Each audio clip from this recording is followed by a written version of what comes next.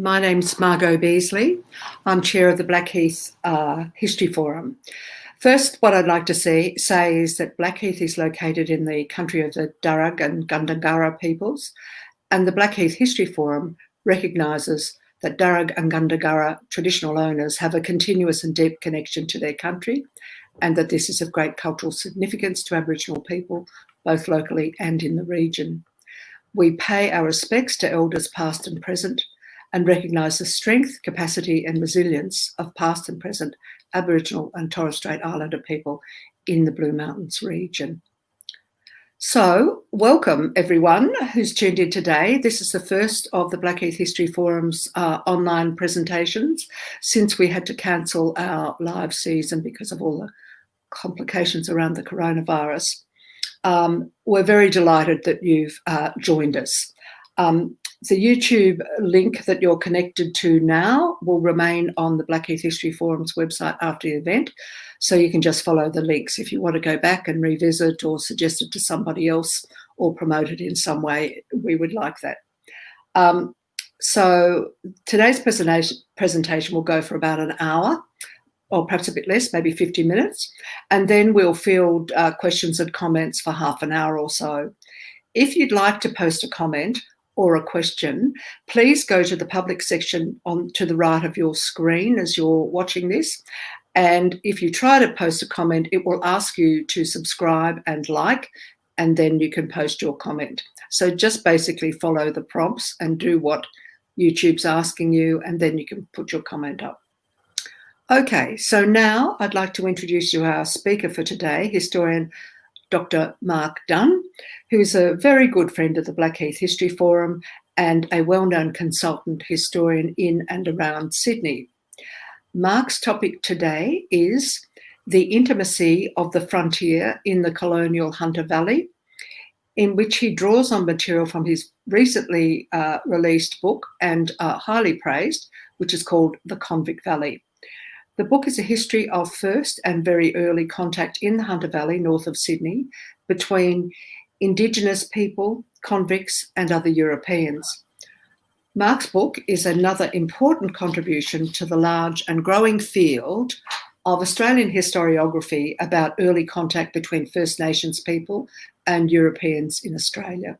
So I look forward to hearing about this groundbreaking work from Mark Dunn. So please go ahead, Mark. Thanks. Thank you, Margot, and good afternoon to everyone. Thank you for joining us, and I'd like to thank Margot for introducing me and those lovely words, and Emily and Kate for setting this up, and to Barry and Richard for inviting me along. Of course, I was very much looking forward to speaking to you all in person, but that is the way of the world at the moment, and so I'm excited that we can speak anyway in this virtual format and test out the first time. So as Margot said, today I'm going to talk for around 45 minutes or so on my new book, The Convict Valley, which was published in June this year by Allen Unwin. I'm going to discuss one of the threads that runs through the book, which is the intimacy, or the proximity, if you like, of the frontier for people, and explore this through the various known connections and interactions between Aboriginal people and the British who came to take their land, including the convicts and the soldiers, officers and settlers. The aim is to show that these convicts and settlers and Aboriginal stories cannot be fully understood in isolation, and that this is true not just for the Hunter Valley, but in fact for any region that's being examined.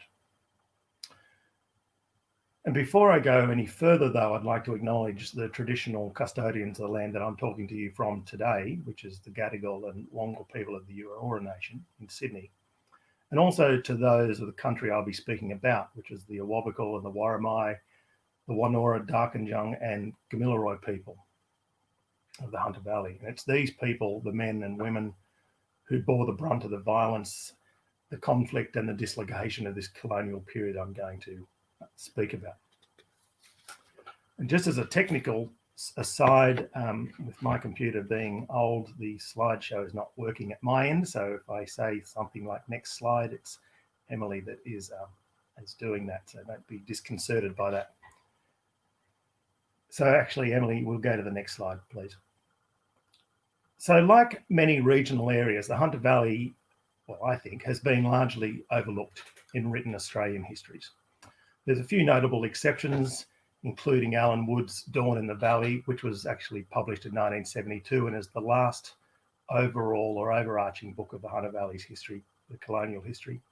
There's some Newcastle histories by the late John Turner, and there's some very good local work around Maitland by Cynthia Hunter and other local historians. But overall, the area does not often feature in the colonial story of Australia. When it has, it's usually a passing mention of Newcastle or its industry or the region's coal mining. Now, despite this being one of the earliest convict places, the Newcastle area, the convict histories are practically unknown, and its Aboriginal past is confined largely to archaeological reports and a few published works. But as is the case with most places, a closer look reveals a rich history that can tell us as much about the workings of the colonial frontier, not just in the Hunter, but in a wider settler world. And this is especially true when it comes to the on-the-ground relationships between Aboriginal people and the British colonists. As I hope to show this afternoon, it is not possible to tell a convict history without an Aboriginal story included, or vice versa. The two stories were interconnected and they were entangled from the very beginning of their coming into contact with each other. And this history is complicated with awful violence happening alongside personal connections, friendships and cooperation. And this is the case from as early as 1790, where I'm going to start, right through until when my book finishes in the 1850s, and of course beyond that period. So the first mention of Aboriginal people in the Hunter Valley we have in sort of a British context comes from reports of recaptured convicts. In 1790, so just 2 years after the first fleet arrives in Sydney, 5 convicts escaped from Sydney in a boat.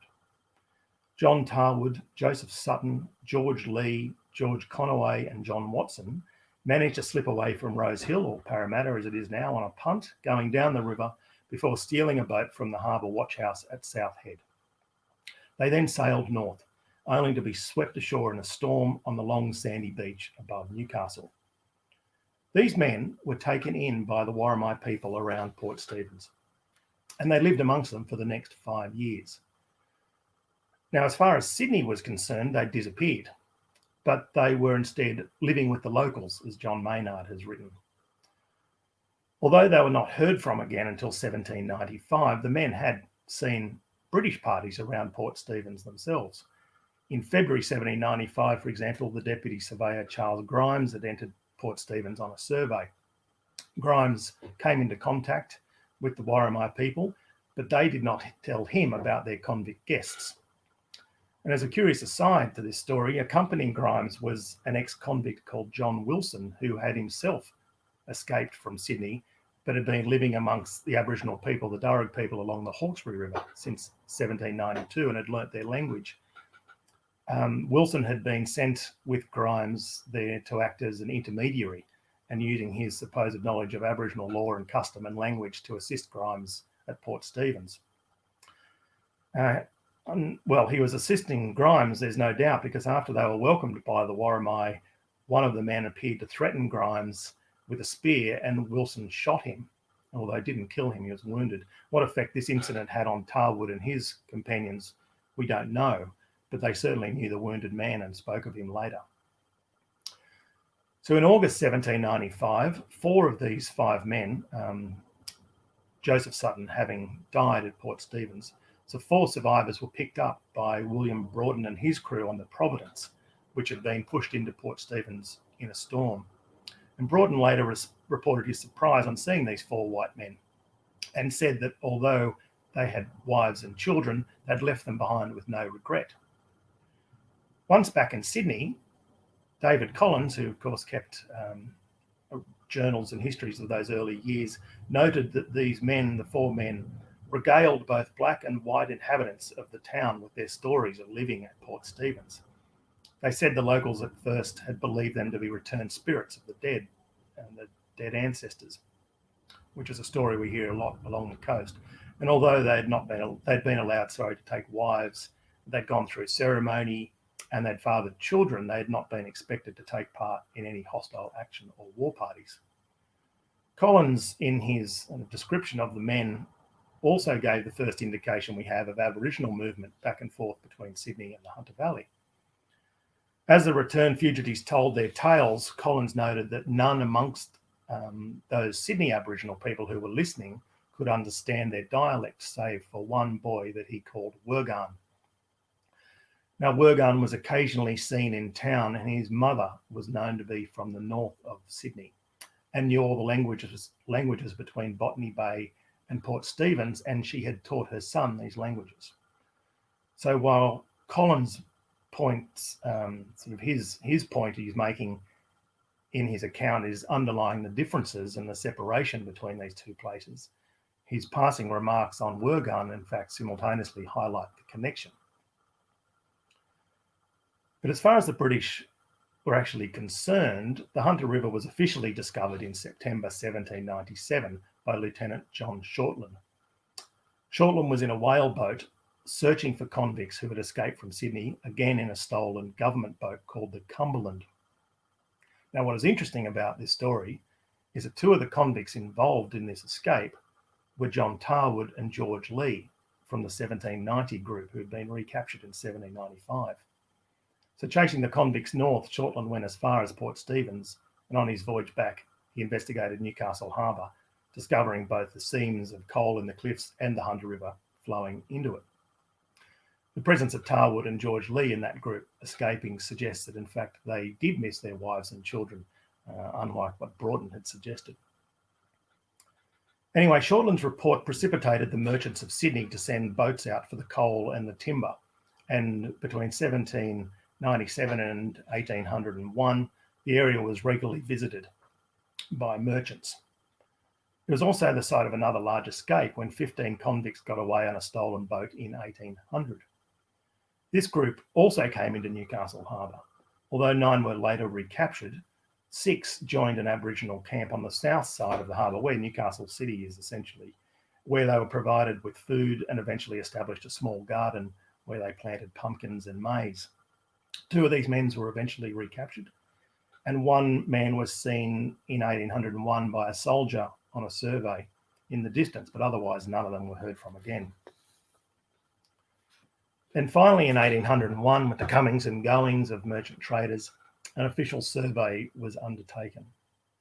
And the slide you can see is a sketch of the survey ships coming into Newcastle via Nobby's Island.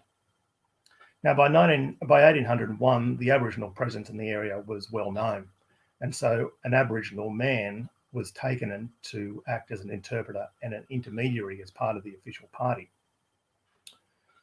And as the British were pushing out from the Sydney Basin, the inclusions of known and trusted Aboriginal people, which were mostly men at this stage, was becoming increasingly common on the better organised expeditions, at least. These guides are what Henry Reynolds has referred to as professional guides. They were someone who lived close to or in the British settlement area. They had a familiarity with English and could use their traditional knowledge to negotiate meetings with other Aboriginal groups through either language or custom or traditional law. The survey of the Hunter River was led by Lieutenant James Grant and included the Lieutenant Governor Colonel William Patterson, Surgeon John Harris, the surveyor Francis Borrelia, and the artist John Lewin. And their interpreter and intermediary was the well-known Sydney man, Bungary. Next slide, please, Emily. And here's Bungary as we know him. 2 ships were to be used in the survey vessel, the Lady Nelson, and the government ship Francis, which was in that previous slide. Now, other than Bennelong, Bungary is arguably the best known Aboriginal man from colonial Sydney. There are more portraits existing of Bungary than any other colonial person, black or white, from this period. And here's just 2 of them you can see. By the time he went to Newcastle, he'd already accompanied Matthew Flinders on an expedition to Norfolk Island, and then again to Moreton Bay. And of course, he would later circumnavigate the continent with Flinders. The choice of Bungary to go to Newcastle may actually be due to this Flinders connection, because Grant's ship for the survey, the Lady Nelson, had actually been sailed from England by Grant for Flinders to use as a survey vessel. But Grant arrived too late and Flinders himself had already returned to Newcastle, to England. Now, Bungary may also have been chosen due to some known connection to the area. He was recognised in Sydney as being from Broken Bay, and soon enough was working in his role on board the Lady Nelson in his job as the intermediary. So on the way north, the Lady Nelson mistook the entrance to Lake Macquarie as that of Newcastle. And this had happened before to other ships giving the lake's entrance the name Reed's Mistake, after a similar incident that was named after the captain of that ship. Although the error was quickly realised, a ship's boat was dispatched to explore the coast with Surgeon John Harris in charge. Harris soon enough returned with an Aboriginal man who had run down to greet the incoming boat. He identified himself as Bungary Dick, or Good Dick, a name that Grant assumed had been given him by earlier visiting sailors. Once on board the Lady Nelson, Bungary was directed to question Bungary Dick, which, after proper introductions and protocol, including sitting in silence for 20 minutes, he did. However, at the end of the interview, Bungary could give Grant very little information, which Grant took to mean that it was due to Bungary actually not understanding Bungary Dick, and especially in a very British colonial way of thinking, because Grant's men on board who understood some of the Sydney language could also not follow the conversation. Now, that Bungary could not understand seems to me highly unlikely, especially as events unfolded and Bungary's connections to Newcastle became clearer. He was from Broken Bay, as we've said, and this country is adjacent to Lake Macquarie, and in what the Reverend Lancelot Threlcold, who ran a mission at Lake Macquarie from the 1820s, recognised as a coastal language group. Historian Paul Irish has called this an affiliated coastal zone, an area broadly defined as stretching from, say, Botany Bay up towards Newcastle, in which the different clan groups are interconnected through family and ceremony. Now, that's not to say all people in this zone would be intimately familiar with the different areas and the people, but I think Bungary was. On arrival at Newcastle, Bungary actually left the boat and left the party altogether. He walked into the bush and he was next seen back in Sydney. Now, presumably, he had walked back through the country, something that would be a risk for anyone without proper connection. Bungary Dick also left the group, but returned the following day with two other men, one of whom Patterson knew from Sydney. Now, Patterson and the men then talked together. So this cross-cultural catch-up illustrates further the connections between Sydney and the hunter. Now, Grant and his party stayed in the area for another 6 weeks, with other encounters being recorded. And although I'm not going to go into them today, they are in the book if you're interested.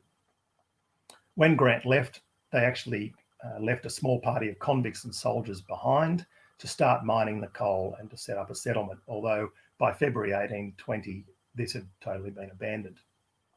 Next, please, Emily.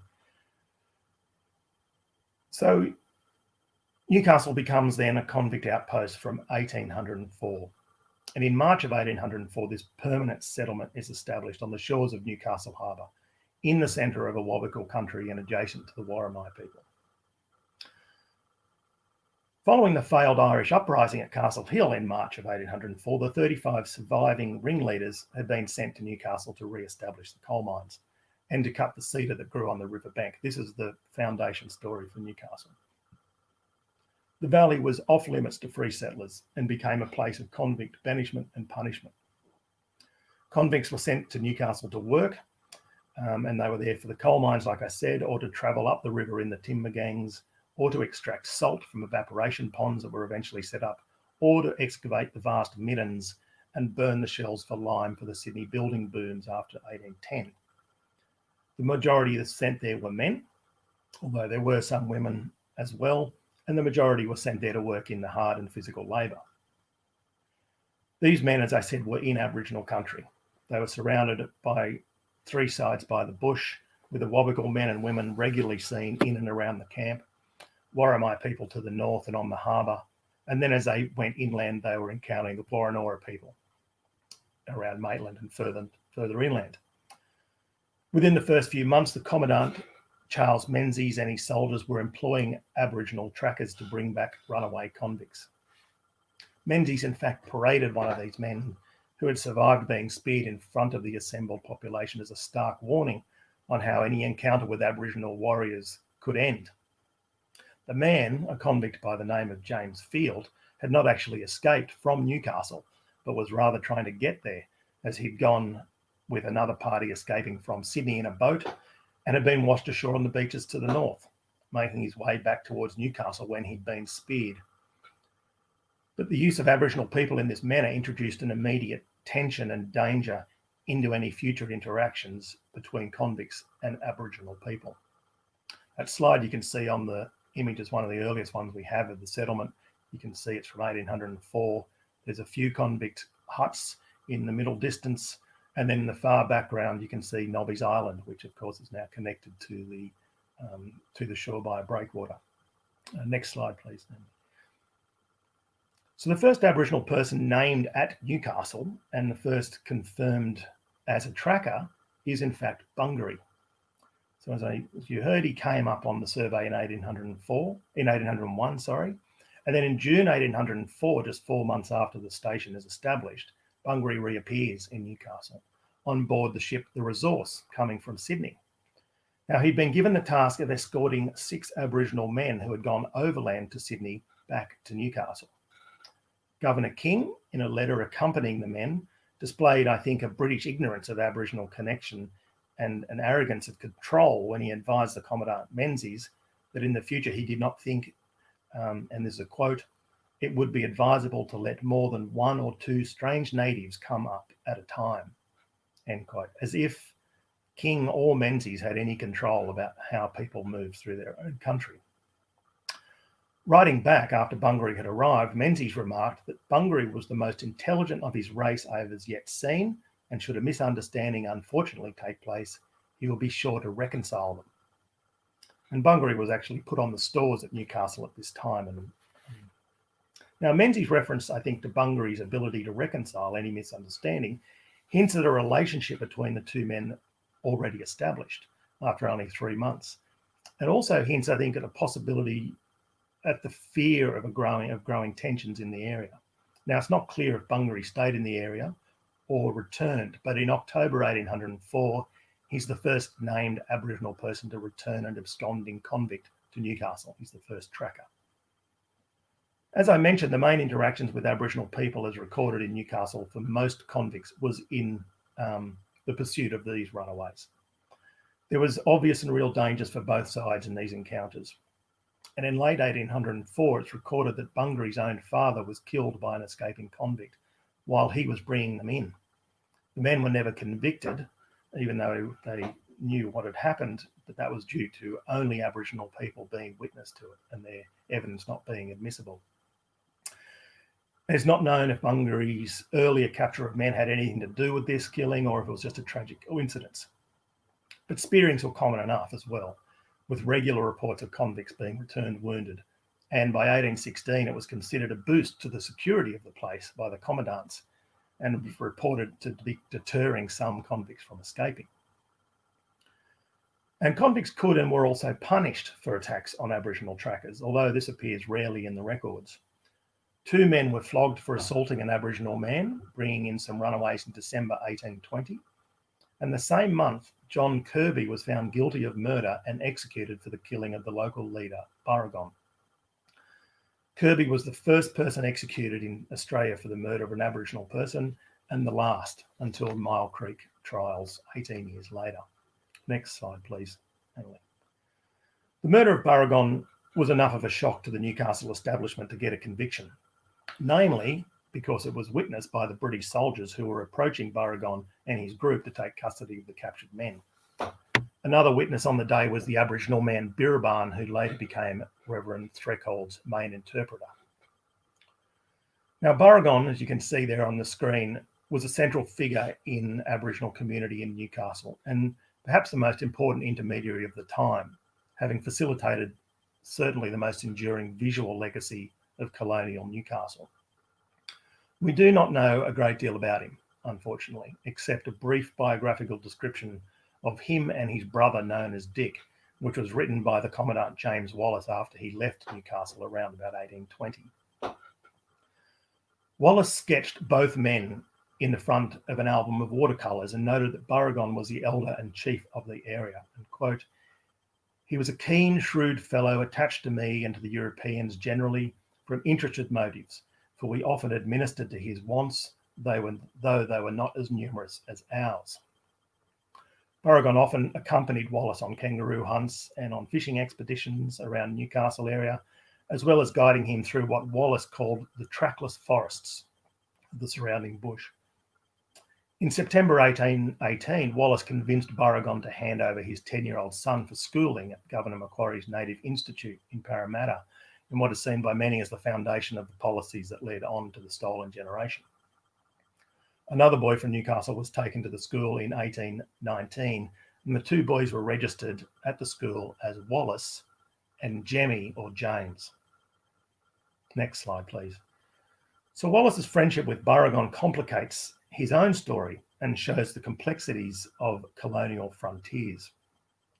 Wallace had been transferred to Newcastle as the commandant by Governor Macquarie in 1816 after his decisive role in the wars against Sydney Aboriginal groups that culminated in the Appin massacre, in which Wallace was credited with the killings of 14 Aboriginal men, women and children. But at Newcastle, where Wallace transforms the struggling town into an ambitious building program, much like Macquarie did in Sydney, his relationship with Baragon and others is on a very friendly terms. He paints a series of group portraits of Aboriginal people there, which one you can see on the screen now. And can we see the next, please, Emily? Next slide. And this one as well, which includes Baragon on the far left. And he also facilitated the convict artist Joseph Lycett's work in capturing both the developing town and the Aboriginal traditional life in and around Newcastle. Next slide, please. So this is one of Lycett's images. Lycett was sent to Newcastle charged with forgery in Sydney, and he painted scenes of Aboriginal people hunting, using axes to climb trees for possums, fishing from canoes on the marshlands, diving beneath the waves, catching lobster, feasting on whales, performing quabberies, and even attacking a boat of British from the shore of which Lycett was a passenger. Men and women are represented in 18 separate paintings, giving us the best and most comprehensive representation of an Aboriginal community in the colonial period of any place in Australia. The scenes are so intimate that it is unlikely they could have been achieved without an intermediary allowing access to watch, especially those that show ceremony. Next slide, please. Like this one, the quabbery. For Aboriginal people in Newcastle today, these paintings are an important legacy of the period. And Shane Frost, who's an Awabakal man, has written that when Awabakal people look at Lycett's paintings, they see not just the landscape and the people, but also their ancestral families going about their business as they have so for millennia. Baragon appears in a series of images from the time, and with his connections to Wallace and his own personal authority, it's likely he was the guide for Lycett and the others. Wallace also enabled the engraver Walter Preston and another artist, Richard Brown, the freedoms to pursue their art. And Brown has painted Baragon on a number of occasions, which was the first image I showed of Baragon. It strengthens the suspicion that Baragon was the conduit for these artists after all. Now, at least convicts worked collaboratively with Aboriginal people, although not in the way the authorities had hoped. In April 1818, the runaway James Topp was charged with absconding, robbery and malicious wounding of two men at Newcastle, the convict shepherds John O'Brien and Alexander Thompsey. In separate incidences, Topp had attacked both men by striking them from behind with an axe. Thompsey woke up in hospital and reported that he had passed two Aboriginal men coming up from the beach at Newcastle, neither of who had used threats or violence before he was attacked, although he did not remember anything of the incident. But O'Brien, after being felled by the blow, came to on the ground to see Topp standing over him with a tomahawk in his hand and two Aboriginal warriors with their spears pointing at him. Topp told the two men not to spear O'Brien until he had given him another blow. But begging for his life and telling Topp to take whatever he wished, his life was spared. In later years, stories of bushrangers and escaping convicts working in conjunction with Aboriginal people continued to circulate around Newcastle and the Hunter Valley, and always gave the authorities more concern than lone bushrangers did. So I want to now turn to another example of interactions, which is the guides. Next slide, please. So in the post-penal station years, the interactions shift rapidly from what had been fairly limited contact between small pockets of convicts and soldiers to increasing numbers of free settlers penetrating further and further into the Hunter. I'm not going to talk about guides, all the guides today, although I do want to discuss one in particular. But to suffice to say, guides were invaluable to the colonial project playing out in the Hunter Valley as they were elsewhere. Until the surveys of Henry Denga and George White became readily available in the later 1820s, many areas of the Hunter were still isolated and unconnected to each other, and known only to a few British settlers or wandering convict shepherds. Guides were used by just about all the first wave of free settlers, especially those coming to the Hunter for the large estates that had been granted to them. These parties most often came via boat up to Green Hills, which is now Morpeth, near Maitland, and then would strike inland using a guide to find their grant area. It was almost a labour hire industry working out of Maitland for a time, with guides being guides being employed by people through a second ex-convict entrepreneur. But the complexities of the frontier are best illustrated by the guide Miles, who assisted John Howe on the first successful overland expedition between the Sydney Basin and the Hunter. John Howe is credited, of course, with this discovery of the overland route that linked the settlements on the Hawkesbury and the Hunter, and made two journeys to the river, the first in October-November 1819, when he and his party reached the Hunter River close to present-day village of Jerry's Plains, and then the second in March 1820, when they emerged out of the mountains near what is now Singleton. On the first expedition, Howe did not know what river they had come across, and through a combination of lack of supplies, fatigue, and concern over the possibility of Aboriginal attack, they turned back without exploring any further. It was only when he followed the river downstream on the second trip and came across a convict timber-getting camp at Wallace Plains, working out of Newcastle, that he realised that he was in fact on the Hunter River. Now, both times he used Miles as a guide.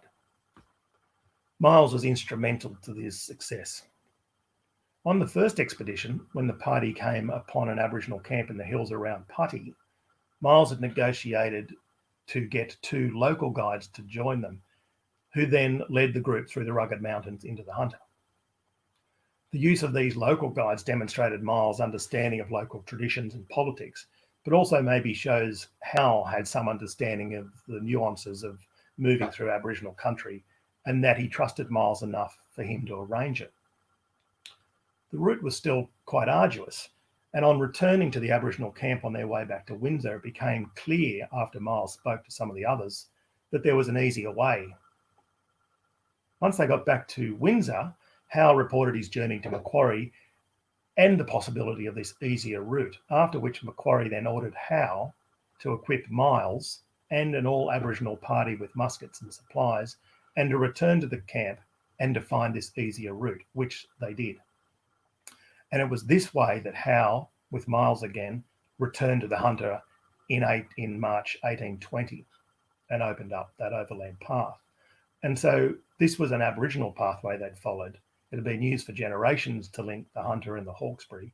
And today, for those of you who know the area, the Putty Road pretty much follows that route. Now, all of this is interesting in itself, but what makes the working relationship of Howe and Miles more interesting than most is that the two likely knew each other from earlier encounters. So John Howe arrived in New South Wales in 1802, and he received a grant for a farm on the Hawkesbury. In 1804, he was actually speared in a raid on his farm during the sort of first Hawkesbury Wars, which he recovered from. By 1816, he was a successful farmer and a contractor, but he was also chief constable at Windsor and was involved in the conflict along the river during that period. At the height of the attacks, Governor Macquarie deployed his troops, some of whom were led by James Wallace, and in July, he proclaimed 10 Aboriginal leaders in the fighting to be outlaws, putting a price on their capture or their death. it was open to free settlers and convicts alike. Number two on that list was Miles of Richmond. Now, by November 1816, a number on the list had either been killed or captured, and Macquarie issued a second proclamation offering clemency to any who surrendered. And it was Howe's responsibility at Windsor to guard and then to escort any of those Aboriginal prisoners back into Parramatta. So Miles's bush skills, which had been so feared during the attacks in 1816, were now recognised in 1820 as being a valuable and necessary inclusion in any exploratory party. Whatever nervousness that existed amongst the Europeans travelling into an uncharted bush with an identified resistance leader, or indeed with Miles as he set off with the men who had put his name on a death list, was seemingly put aside. Guides like Miles worked in what had been described by some historians as the middle ground, a period in which cross-cultural relations on the frontier were balanced, where both sides cooperated to some degree to accommodate each other for mutual benefit. A central aspect was the inability of either side to gain what they wanted through the use of force, thereby making it necessary to come to some arrangement to achieve their particular objective. A middle ground, of course, was only possible when the two sides were relatively evenly balanced, and so was very short-lived, particularly in the Hunter Valley as a whole, although pockets of cooperation and coexistence remained a feature of the colonial settlement into the 1840s. For the second half of this presentation, this talk, I want to turn to a more difficult subject, which is the violence that broke out in the Hunter. So while it's not difficult to imagine that those people who had good relations with Aboriginal people might know their names, for those in open conflict, you may expect less familiarity. What is striking, however, in reading the letters and journals of settlers or official reports was the number of times that individuals are named throughout these reports. Now, not every Aboriginal person involved in a raid or attack is named, of course, but many are, with some obviously being actively involved in the armed resistance and named at a number or multiple sites and occurrences. In the Hunter, the conflict was at its most intense between late 1825 and mid to late 1827, when there are at least 16 separate raids, attacks or reprisals that are recorded in the Middle or Upper Valley, and no doubt there are more that we don't know about. The escalation parallels the rapid alienation of the land by arriving free settlers after 1825 and the dramatic increase in the numbers of cattle and sheep in the Central and Upper Valley. In this part of the Hunter, the mountains close in on both sides, and the flat alluvial land that Aboriginal people had relied on for food and hunting, as well as the streams and rivers, were being overrun by new arrivals. Next slide, please. In mid-1825, tensions began to rise in the Hunter as reports of terrible violence around Bathurst and Mudgee were being reported. It was feared that the warriors from Mudgee would join with Aboriginal groups in the Upper Hunter via the Bylong Valley or through the Cassilis Gap. And these fears appeared to be well-founded when a series of attacks occurred around Bulga and Scone and in the Upper Hunter, following each other in quick succession. In October 1825, the hut of a small farmer named James Grigg was attacked, and his cousin Robert was killed. This is not the hut you can see on the screen, but it's the same kind of hut that they were in. Now, Robert, who was killed, was discovered by neighbours slumped inside the hut, speared and beaten, with an open book of Robert Burns' poetry lying close by. A convict shepherd on the estate or the farm was also killed, although none of the flock had been killed. The newspapers reported it as being unprovoked. However, an account by James Grigg, the actual landowner, hints at the reason for the attacks. James was in Sydney when his cousin was killed, but in a letter home to his brother in Scotland, he wrote that Robert had, and this is a quote, irritated the tribe, and that Aboriginal people were revengeful for any injury caused, and that Robert was a victim of one of these reprisals. Further details later emerged that Robert had taken and beaten a man on the property, and he was reported to have had a noted aversion to Aboriginal people being anywhere around him.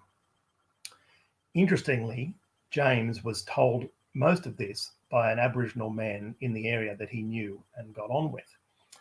And as he continued to live on this farm for years afterwards, with no further reported of violence, it appears that Robert had been the target all along. 8 months after this, it goes fairly quiet. Then in August 1826, the violence begins to escalate at an alarming rate.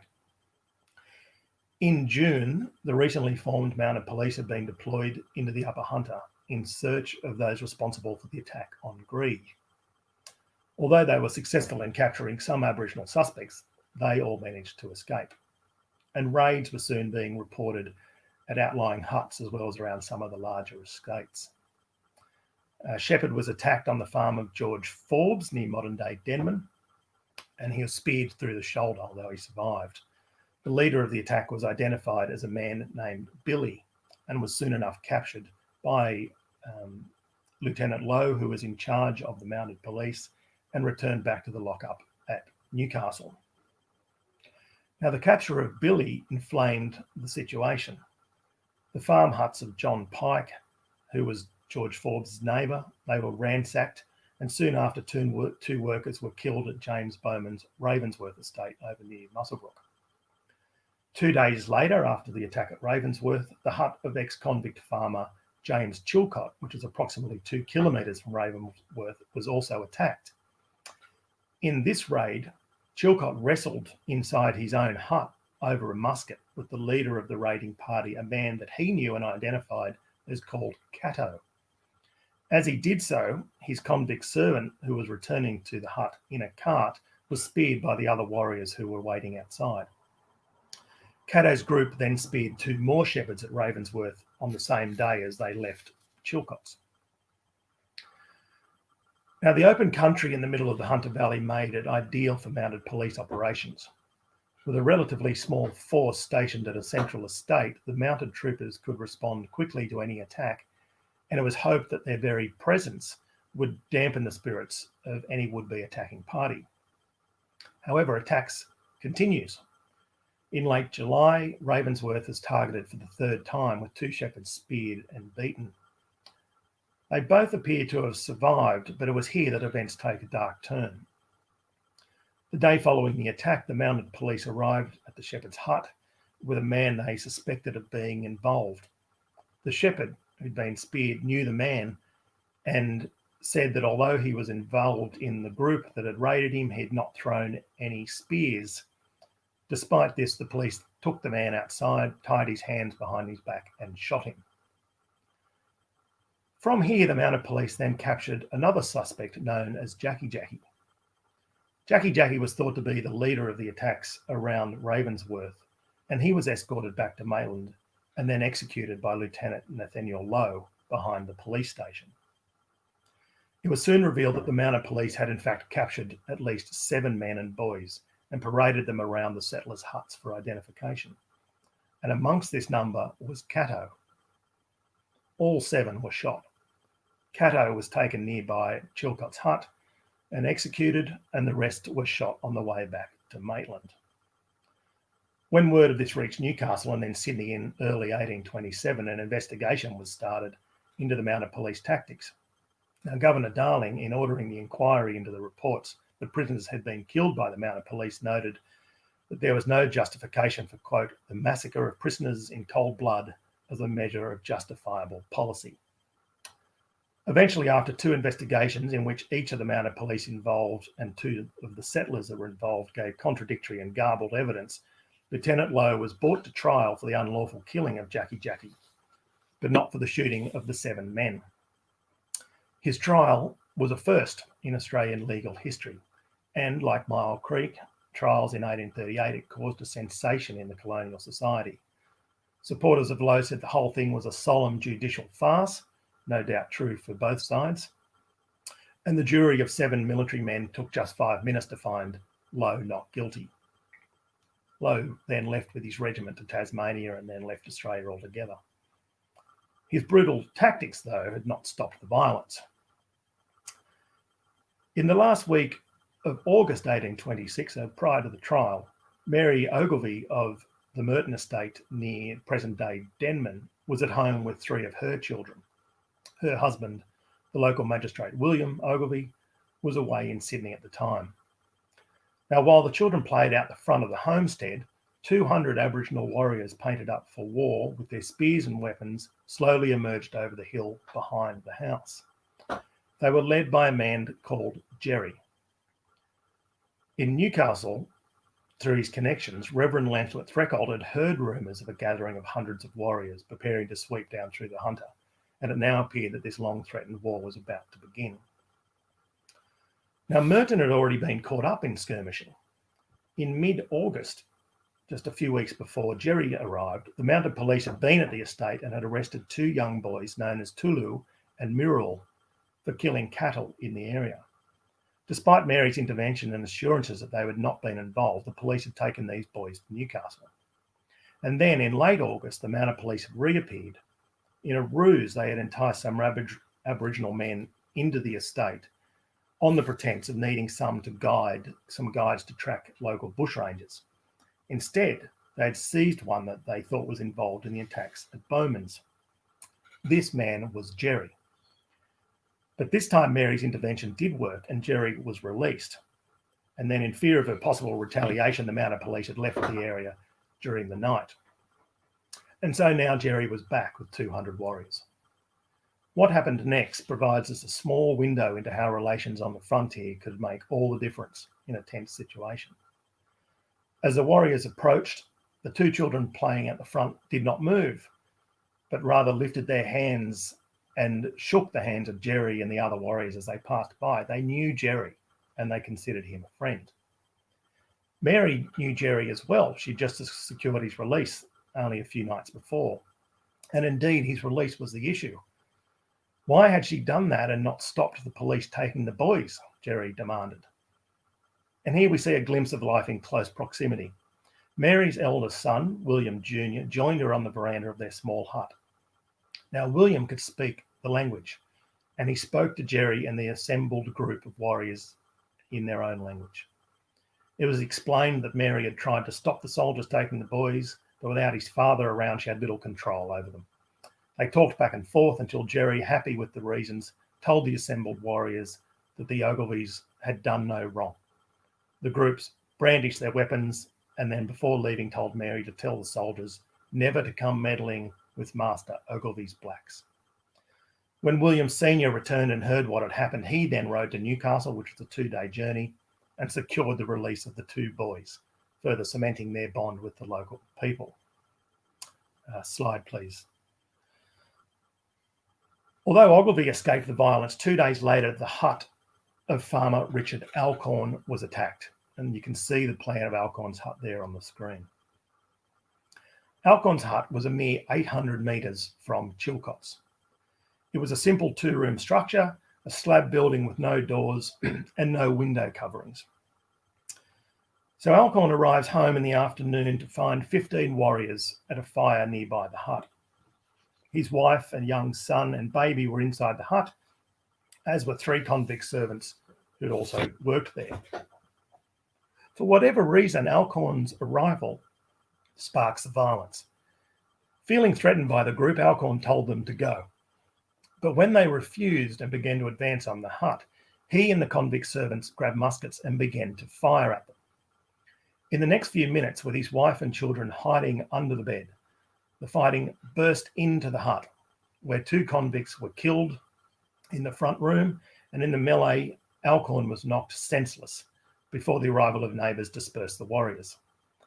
One of the survivors, a convict called John Woodbury, identified 4 of the men as Ball, Murray, Togi, which had also been identified as being involved in the attack at Chilcott's hut, and a man named Brandy.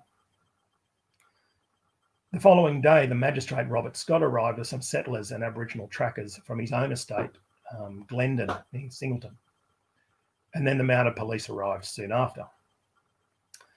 Scott, with 5 mounted police, 4 settlers and 4 trackers, then set off in pursuit of this band of warriors. And 3 days later, he reported approximately 20 miles, as he said, from the scene of the attack at Alcorn's hut, they fell in with an Aboriginal group. As Scott and his group were scouting the site, they were spotted by the Aboriginal people at the camp, and the alarm was raised. A spear flew past, hitting one of the trackers in the face, but passed through his cheek without killing him. And then the rest of the party rushed in, firing their guns and muskets. They left 18 dead and took 2 prisoners, including a woman. None of the men that were named by Woodbury were reported as being in the camp that Scott attacked. Now, although reported in the Australian newspaper at the time in some detail, the massacre was not investigated and was soon enough forgotten by the colonial settlers and then overshadowed completely by Mile Creek and the events that followed. It was not forgotten amongst Aboriginal community in the Hunter, however, and is still well known. The violence continued after this, although it did begin to subside through 1827, although there is another massacre reported of 12 men near Gostwick at Maitland in March 1827 as well. Now, I want to finish on one last example. In late 1826, at Sedgenhoe, near present-day Scone, at the height of all this violence, the blacksmith John Elliot was riding home during the night when an Aboriginal man appeared on the track in front of him. This man was a friend of Elliot and warned him to detour, as ahead on the road was an ambush of warriors. They were waiting for who they thought was John McIntyre, who was an overseer at Sedgenhoe and had been involved in a number of violent incidences early in 1826. And these warriors were preparing to kill him. Now, Elliot took the advice and took a different route, and he got home unscathed. This incident, I think, like that at Merton with Mary Ogilvie, shows that amongst all the fighting and the violence, there were still friendships and alliances that survived. Elliot's Aboriginal friends had saved him from what was almost certain death. But it was not just Elliot. It was in fact his wife Martha who was on friendly terms with Aboriginal people in the district, making it entirely possible that it was her influence and friendships that had worked to save her husband. And it was just this level of intimacy which so unsettled the British settlers. So often they knew their attackers either by name or by sight. They lived in close proximity and were at times on friendly terms. For some, this amounted to some type of treachery, and it fostered a sense of constant vigilance amongst the settlers. The frontier for them could be as close as the front fence. But it also unsettled the Aboriginal people around them. They were desperate to protect their land and their culture in the face of overwhelming numbers. And while the violence did not involve every settler, it did affect all Aboriginal people, and it fueled a cycle of raids and retributions that rippled through the country for years to come. Thank you. That's the end. Mark, thank you very much for that. An extremely interesting talk about a very interesting subject. We have a few comments that you might like to address. Yeah. One of them is, why were collaborations between bushrangers and Aboriginal people so concerning to colonial authorities?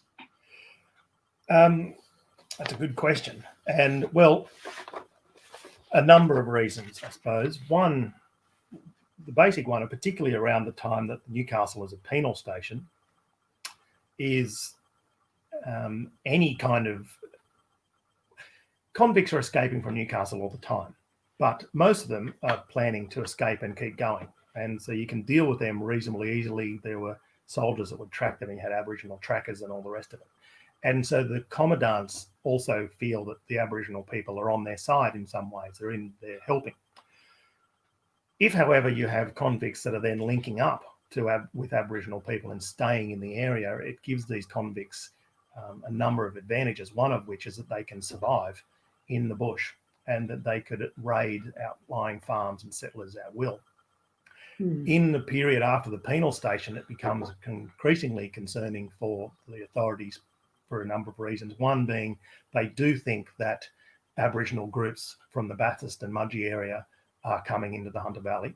And so you could have a much more organised sort of resistance, but also with convicts amongst them, teaching them potentially weapon skills or telling them how to get in and out of the settlement. But with individual bushrangers, which does happen in the Hunter in the 1820s and later, what they're worried about there is that the convicts are being sustained by Aboriginal people, but also they're worried that they're being moved around by Aboriginal people. So there's quite a number of cases where they think that bushrangers or escaped convicts are moving on the rivers with Aboriginal people in canoes, and so they're then able to, raid up and down the rivers with impunity, essentially. So the mounted police charge up to one farm and they're already down the river attacking another one. So it was just an ongoing concern, and it didn't happen a lot, really, in the scheme of things, but it happened enough to keep the authorities worried. Thanks for that. There is also a question about what actually caused the escalation of violence in the Hunter Valley. Yeah, we don't really know, I suppose. So that, I've talked there about the violence from 1825, and it was ongoing before that too, but just not at much scale. But it's the increasing number of settlers and their cattle and sheep. And the other story that underlies all this really is it's a story about class as well. So when I'm talking about these settlers, these people are British migrants arriving with the promise of enormous land grants. We're talking land grants sort of minimum size of 1,000 acres upwards. Some of them are getting 10 and 15 and 20,000 acre farms. So they're taking enormous amounts of area. Once they start really developing these lands, they are putting up fences and they're locking in the land. They're locking down the creeks and rivers. And some of these settlers, they literally don't like anyone on their land. They're brutal to their convict workers as well. But it's the arrival of these settlers and the locking the land down that really, the violence really starts going at that point. And it's after the Bathurst. It's after Bathurst quietens down.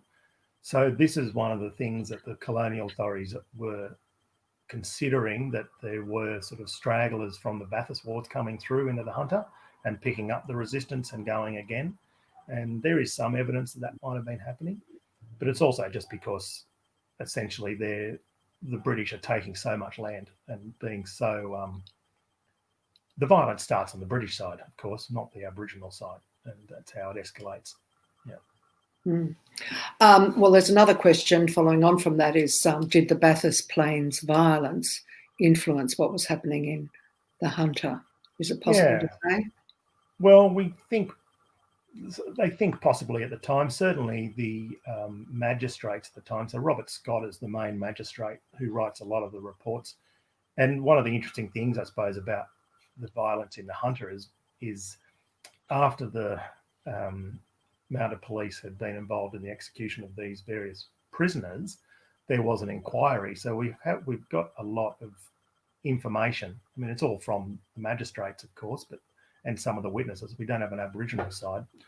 But one of the things that Scott writes about is the concern that it's the Bathurst Plains that is influencing the start of the violence. So that, like, the killing of Robert Grigg is thought to be a collaboration between Bathurst Aboriginal people and the Hunter. There's also attacks around Bulga, which is right on the edge of the mountains. West, it's on the edge of the Great Dividing Range, and they're thinking there, after the attacks happen at Bulga, they talk about those groups meeting up with what they call the Wollombi, or the Wallambi blacks, as they call them, which is Wollombi, and they're going back into the mountains. So they are certainly worried that there's collaboration happening around the area. Now, whether or not Aboriginal people in the Hunter start their resistance, if you like, because of what they're hearing coming from Bathurst, we don't know. But we do know that there's a lot of connection back and forth between the two places, and they would have most certainly known what was going on out at Bathurst. Okay, now Richard Thomas has asked, can you identify one or two of your most useful sources and how you access them? Yeah, the Hunter Valley there's a lot of material.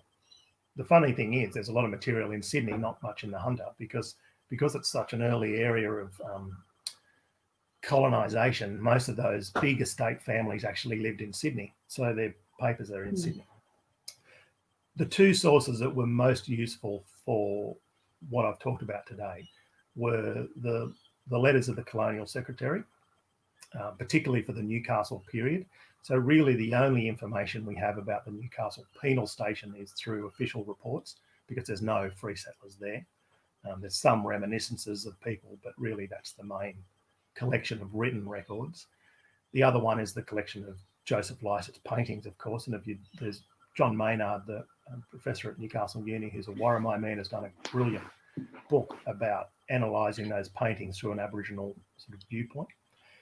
And then for the frontier war stuff that I've got, I mean, there's lots of individual letters and journals and things that talk about individual experience, but it was because Governor Darling had the review or the investigation.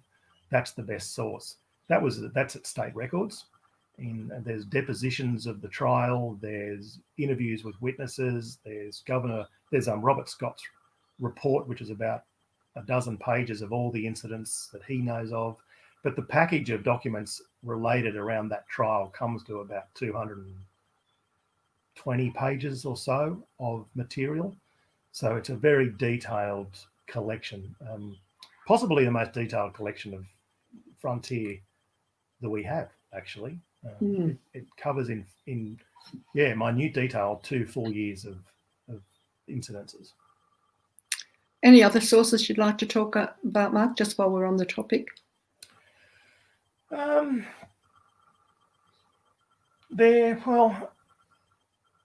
I did quite a lot I had a fellowship at the State Library, which was very useful for this project as well. And in that, I looked at the papers of the Scott family, Robert Scott and his brother, Helenus. And Robert Scott's papers are quite useful for some of this period. He, as I said, was a magistrate. He's they're a very interesting family more broadly, but he in particular was quite the political player, but also very, he's not the nicest guy in the world. He's the one that stumps up all the money for the Mile Creek defence trial, amongst other things. So that's a very interesting collection of papers, although you need to read them with some caution, because he's the main man involved in a lot of these instances. So that would be the other one, yeah. Okay, Kath Bishop has asked, was there violence between Aboriginal people and what was the settler response? So I guess she means between Aboriginal groups. Yeah. And what was the settler response to that? There's not as much reported in the Hunter as you might get elsewhere. So there's no reports really. Actually, I'll go back. There's not a huge amount. One of the interesting things, though, is, I mean, you get the occasional one. There's 2 incidences that were quite interesting, and I think I put them in the book. One is with Bungary, and I've done quite a bit of work on Bungary in the past about his connections to Newcastle, and they're sort of fleeting and mentioned here and there, but 2 of them are 2 incidences that are talked about. One is that someone writes about him in the early 1820s at Newcastle, going past dressed for war and leading the band of Newcastle people north to fight another group. I don't know who that is, but that's where they're going. And the other report is of actually 2 guys are killed in Newcastle. 2 British sailors are killed in Newcastle by an Aboriginal man called Port Stephens Robert. He would have been a Warramai man, and they say that Port Stephens Robert can be identified by the large divot in his forehead that was put there by Bungary when he hit him with a waddy. So there's obviously little examples there of fighting and conflict. And then the later one is much, much later, in the mid-1840s, where the Maitland Mercury newspaper reports on skirmishing between the various Aboriginal groups, the as they call them, the Glendon and Newcastle Aboriginal groups versus Port Stephens and Maitland, out the back of Maitland on the plains. And it's interesting, I suppose, the newspaper reports it because they report everything, and this is a fight going on in traditional, with spears and the whole lots of sort of traditional law playing out. But the Glendon Aboriginal men in a retreat, or what seems to be a retreat, then come back onto the field armed with muskets and shoot into their opposing number. And in their investigations, it becomes clear that the muskets were given to them by the Scott family, Robert Scott and his brothers, supposedly for hunting ducks, but they were hunting their rivals with them instead. So they're the incidents that are actually reported. But in terms of a broader kind of intergroup conflict, there's nothing that I've come across, at least. Now, I've got a couple of questions from Hilary Hughes. The first is, what were relations like between coastal Aborigines and the British around the settlement of Newcastle itself? Mm-hmm. Can you talk to that a bit? Yeah, so I suppose there's two periods. So you've got that first period from 1804 to about 1820 or 1822, when it's purely a penal station. And the relations there, is sort of what I was talking about, are determined by how the British authorities are employing Aboriginal people as trackers. And so it's almost, I mean, it sounds a bit crude, but it's a working relationship, if you like. And in terms of the commandants particularly. So they're going hunting and fishing, and they've got all those sort of friendships that Wallace had with Baragon, and other commandants talk about those kind of connections as well. But if you're a convict, of course, the relationship is much more fraught, because the chances are you're going to be tracked and speared, and there's all that violence and stuff that percolates. So that's sort of a bit of an anomaly, I suppose. Once Newcastle becomes a free settlement from 1822, the relationship obviously starts to change. The convicts are much less, and there's more free settlement there. You have, I suppose, one of the other good sources I should have mentioned is the letters and material of Reverend Lancelot Threcold at Lake Macquarie. His mission, he was there for 20 years, and there's a lot of letters and material that he writes specifically about Aboriginal people in Newcastle and the Hunter, which is excellent for this period. Now, he talks a lot about the corrupting influence of Newcastle on Aboriginal people, and the fact that they're in there drinking and all the rest of it. There are convicts that are attacking or raiding into Aboriginal camps to take women, and there's lots of domestic and sexual violence that is happening around Newcastle. There's also still a lot of Aboriginal people living and working in and around Newcastle. So much like Sydney and elsewhere, you have a lot of Aboriginal people working for settlers, getting water and cutting trees and looking after animals and all that sort of stuff, but also still engaging in a traditional life in and around Newcastle. One of the slides I think I showed was shows Newcastle, lots of Aboriginal people in the foreground and campsites and fires in the distance. So you still have that ongoing traditional life. At one point, and I think, again, I've mentioned this in the book somewhere, that one of the recent arrival settlers in the late 1820s notes that there are more Aboriginal people living in Newcastle than there are British, and that they walk around and walk in and out of houses perfectly naked, like they own the place, and that the people who live in the houses and have lived there for a long time don't even bat an eyelid, including the women. But all the new arrivals are completely horrified. So there's that sort of, it's the same sort of stuff that Grace Karskens talked about in the colony in Sydney. That sort of relationship is going. But of course, it deteriorates and gets worse and worse and worse. And those Aboriginal people are pushed further and further away from Newcastle. Hilary was also asking, this was her second question, was the enlarged coal mining activity an influence on the ability of Aboriginal people to maintain themselves and their culture? Yeah, wow, that's a good question. It's a big, I suppose. Yikes. So coal mining, as you would know it in the Hunter Valley now, really doesn't get going until the 1870s and 80s. The coal mining, having said that, there's been coal mining the whole time, of course. And the Newcastle coal mines, though, were underground mines. And on at the start on a fairly small scale. They were around the Newcastle city area. If you know Newcastle, under Fort Scratchley is where the mines are. From the late 1820s, those government mines get taken over by the Australian Agricultural Company, and they start to expand into the western end of Newcastle City now. They're still underground mines, but they do have large estates around them. So they are starting to be a disruptive, dislocating force, if you like.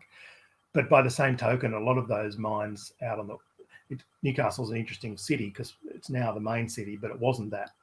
It wasn't guaranteed to be that really until the 1850s.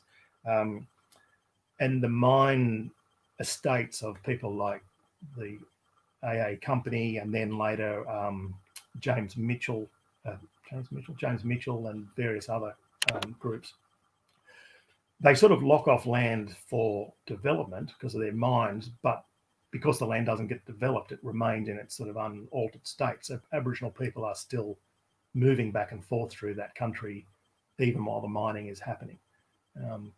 So whereas then later you get these big mines that start opening up in the Hunter. But even then, up until the 1940s, majority are underground mines. So they're not a big presence on the landscape. From then on, though, and now, the majority, of course, are these big open cut pits, which just ruined the Hunter Valley, essentially. And that's a whole new story of Aboriginal resistance up there now because of that sort of mining. But really, in this colonial period, it probably doesn't have it doesn't have as much a effect as the farms and the big estates are having. Thanks, Mark. I have a couple of questions. The first is a kind of a big picture one. And I was just wondering where you would situate your own work within the broader historiography of the colonisation of Australia. Where do you sit in all of that, and in what way is that all moving forward? Well, gee, Margaret, it's a big question. Well, I didn't want a thesis for an answer. I just thought, you obviously have been tapping into other historians' work in different places, Grace Karskens in particular, and it's a growing field. I guess maybe we could say, do you know of any other work like this taking place in other parts of Australia, apart from Grace and so on, people that we know about? Is there a bit of a propulsion towards addressing this period in Australian history as a far more, I suppose, as understanding Aboriginal people as actors in their own lives, whereas when we grew up, they were just these sort of passive black people out there in the distance, and the white people were the ones who did everything. So I suppose I'm really asking, are you aware of what's happening more broadly in that field, research that's being done in other places, that kind of thing? Yeah. Well, obviously Grace Karskens was a huge influence, and I should also, a lot of this work comes out of my PhD, and Grace was the supervisor for that. So, I was following a lot of her influences there, and also I'm as you said at the start, I'm a historian in consulting in Sydney, and so I'm very good friends with people like Paul Irish and Michael Bennett and Stephen Gapps and various, and they're all doing this sort of work as well. Paul particularly. Who's spoken to the History Forum a year or so ago. I know that there's some work going on around up in Queensland, this sort of material, and in Tasmania as well. Obviously, Lyndall Ryan is also someone that I greatly admire. And in terms of where I think that's where it's sitting. And listen, I'm not trying to, I'm descended from convicts. So really, when I started this project, that's what I was interested in. And that's why it's called the Convict Valley. But as I said, it very quickly became obvious that you can't tell a convict story in this colonial period without telling an Aboriginal story, because they don't make any sense. They're totally entangled. And I think, I mean, Grace has really paved the way for the rest of us following along behind her. But I'm not sure it's a approach that has taken great hold yet. Funnily enough, I don't know. There's not a huge number of other works that are looking at all the stories at once, because it's very complicated to do that.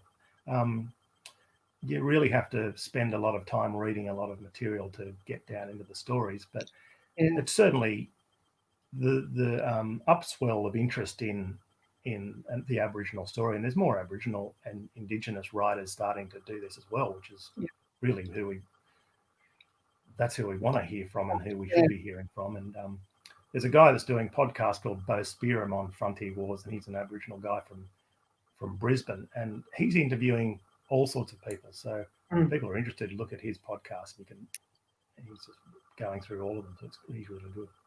What was his name again? It's Bo Spearham, and I think his podcast is just called The Frontier War, I think. Okay. That'd be worth for people to look up if they're interested. I also want to say that Grace Karskens, of course, has also been a past presenter with the Blackheath History Forum. We're very pleased to say. And also one of our very popular speakers, like Paul Irish. I've just got one more question for you, and then we'll let you off the hook, I think, Mark. But I was just wondering, you mentioned there about your convict ancestry, and I know you're a Singleton boy, born and bred. And could you just tell us a little bit about your own personal connection to the area? Because I think quite a lot of historians can be stimulated in their research by things that they think they don't fully understand about the place where they live and where they've come from. Yeah. So, yes, I'm descended from convicts on both sides of the family.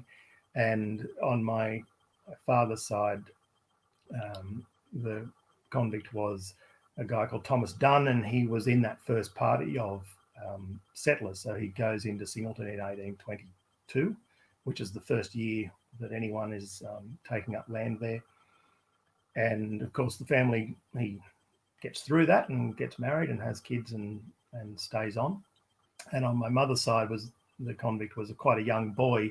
He was only 15 when he arrived, and he was actually assigned to Robert Scott, which was part of the interest of my fellowship about that. But the book was not and is not a family history by any stretch. I haven't actually, much to my family's horror, maybe I haven't actually done much family history, so I can't answer a lot of those questions. But what started to become, I suppose, interesting for me during this research is that on the Dunn side of the family, on Thomas Dunn. So Thomas Dunn, when he finished his sentence, he became a bush constable. So he became one of the police around the middle Hunter Valley in just the right or the wrong time, if you want, depending on your point of view, I suppose. And in the National Library, there's a lot of one of the surviving kind of books is from the Falbrook police station from the early 1830s when he was the bush constable. So there's depositions that he wrote all the way through. And one of the things that I hadn't really anticipated, because family history is not my thing, was that I got sort of increasingly anxious as I read those entries, hoping, the historian in me was like hoping that something would happen that I could kind of dwell on and think about. And the convict ancestor 21st century Dunn in me was thinking, God, I hope he doesn't turn up in any of these stories. I don't want to find out that he's riding with the mounted police against Aboriginal camps. And to date, I haven't found anything like that. But he does have a number of nasty incidences, including nearly getting beaten to death by two other convicts. So, yeah, it sort of brought home. The interesting thing is I hadn't really thought about what a connection might feel like if you can sort of understand. But when I was reading the report of him getting near kicked to death, it suddenly all brought home to me, wow, these are real people, of course, which is something you know, with the distance, you kind of you don't forget, but it's difficult to get that connecting sort of emotion to some of it. So I can see why family historians get so into it, because just that really sort of got me going. But yeah, so we've been there the whole time, and part of the other reason I really found so much of it fascinating was I did history at school, and I had this convict background which was never hidden, never hidden away. My parents talked about it openly, as did my aunts and uncles. I had no idea about an Aboriginal history of the Hunter Valley. Yeah. It was so the whole thing was new to me. Yeah, which is, I suppose part of what I was getting at, that that side of it just would have been a blank when you were going through school. It was, even though we've got photos of me literally as an 8-year-old standing in one of the biggest art sites on the East Coast, which is in the Hunter Valley, because my dad knew the farmer who owned it. It had never even occurred to me that was part of a broader and larger story. So, yeah. Oh, well, that's great. Thank you, Mark. Now, if the audience was here, they'd all be clapping you, as I am doing now. It's been a fantastic talk. And thank you for being our inaugural online presenter for the Blackheath History Forum. So I'll just do a little bit of a sign off now. I wanted to mention that Mark's book is available in Glee Books in Blackheath, but also that's for Mountains people. But of course, you can access it online through the Glee Books online catalogue. Oh, there we are. There's a little promo for it there. And yeah, just go to the Glee Books website if you're watching us from somewhere else. Now, our next presentation is our New South Wales History Week event. We're very pleased to have Gary Worski, past chair of the Blackheath History Forum. He'll be familiar to many people who are watching today. And he'll be talking about the origins and legacies of settler colonial art in Australia. So tune in again at 4 o'clock on Saturday, September the 5th for that talk. And if you can't make it on the day, remember you can always access the event on our website at a subsequent time, because we're recording these. So have a nice evening, everyone, and thanks very much for joining us. I'll sign out now.